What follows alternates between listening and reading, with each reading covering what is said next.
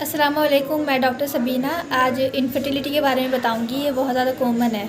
Females बहुत ज़्यादा complaint करती हैं, यहाँ तक कि जो यंग एज की लड़कियां हैं उनमें भी बहुत ज़्यादा दिक्कत आती है, जो कि आगे जाकर इनफर्टिलिटी की वजह बनती है। तो इसके बारे में मैं आपसे आज डिस्कस करूँगी। कुछ केस भी है मेरे पास, वो केस भी आपको बताऊँगी, और इनफर्टिलिटी के कॉज भी क्या क्या है वो सब मैं आज एक्सप्लेन करूँगी। जब कोई फीमेल बेबी कंसीव ना कर पाए, उसको प्रेगनेंसी ना हो, बार बार कोशिश करने के बाद भी उसको प्रेगनेंसी ना हो पाए, तो उसको इनफर्टिलिटी कहते हैं। इनके अलग अलग कॉज है।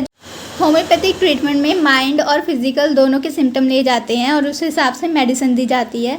तो अगर कोई कॉज आ रहा है तो उसके सिम्टम्स ले जाएंगे और उस हिसाब से मेडिसिन दी जाती है, और उससे जो है उनको प्रेगनेंसी आ जाती है।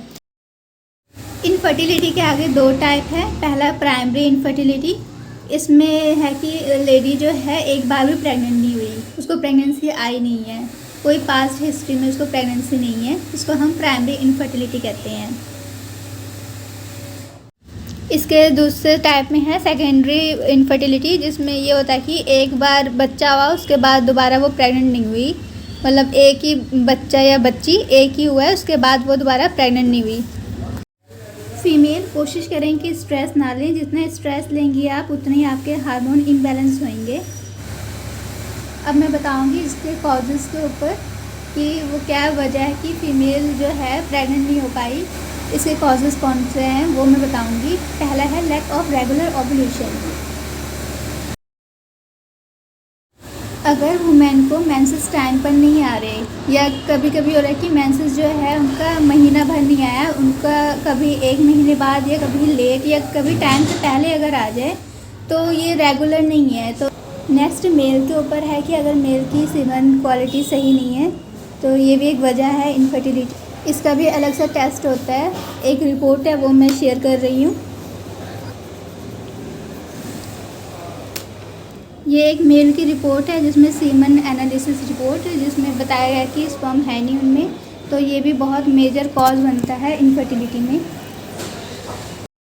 नेक्स्ट कॉज है blocked and damage fallopian tube. अगर फ्लोपियन ट्यूब ब्लॉक्ड है या तो डैमेज है, तो वहाँ से एग का रिलीज़ होना बहुत मुश्किल है। अगर वो रिलीज़ नहीं हो रहा तो फर्टिलाइज नहीं होगा, तो फिर प्रेगनेंसी नहीं आ पाएगी। इस रिपोर्ट में आप देख सकते हो कि फ्लोपियन ट्यूब जो है वो ब्लॉक्ड है।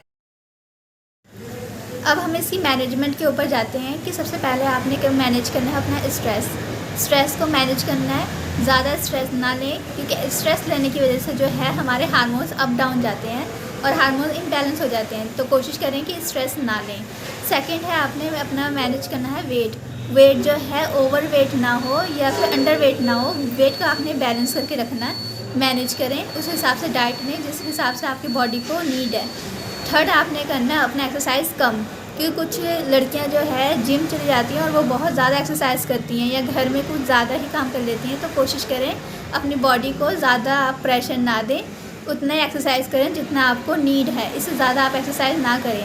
हार्मोन का बैलेंस रहना बहुत ज़रूरी है, वरना बाद में और दिक्कतें आएंगी, PCOS या PCOD। तो आप अपने डाइट सही रखें, न्यूट्रिशन प्रोटीन